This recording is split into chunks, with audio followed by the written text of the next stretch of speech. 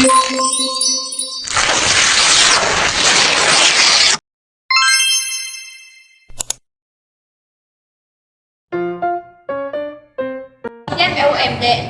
merupakan badan usaha yang dimiliki oleh pemerintah daerah yang baik secara pengelolaan maupun pembinaannya berada di bawah pemerintah daerah.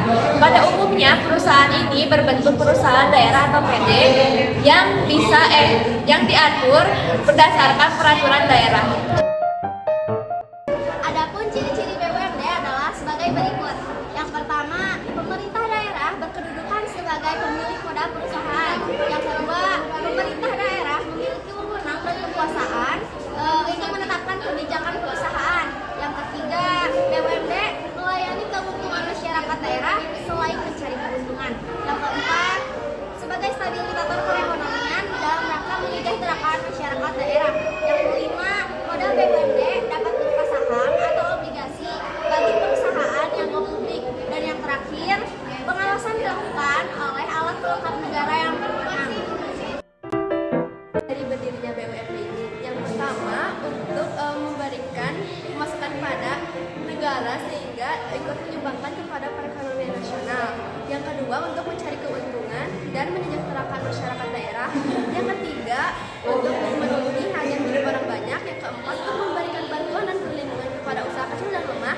Dan yang terakhir untuk meningkatkan potensi daerah. Yang keempat, kelebihan dan kelemahan BUMD. BUMD yang didirikan berdasarkan amanah Undang-Undang Dasar Negara Republik Indonesia tahun 1945 dan peraturan pemerintahan daerah memiliki kelebihan dan kelemahan. Kelebihan yang pertama, meringankan beban pengeluaran konsumsi masyarakat melalui penetapan harga yang lebih murah karena adanya subsidi dari pemerintah. Yang kedua, mudah mengumpulkan modal karena modal berasal dari negara atau daerah yang telah dibesarkan. Yang ketiga, membantu sektor swasta mengelola sektor usaha yang secara ekonomis tidak menguntungkan, tapi produknya sangat dibutuhkan oleh masyarakat. Yang keempat, menyerap tenaga kerja sehingga dapat mengurangi angka pengangguran. Setelah mengetahui kelebihan-kelebihan dari BUMD, sekarang kita belajar tentang kekurangan dari BUMD itu sendiri.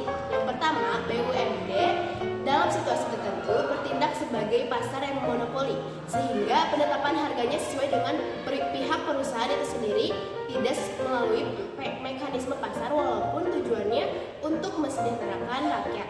Yang kedua, pendiriannya suka dilakukan karena harus melalui peraturan perundang-undangan. Yang ketiga, keterbatasan kemampuan dan keahlian dalam pengelolaan BUMD ini menjadi bumerang bagi BUMD itu sendiri karena dapat menyebabkan kerugian.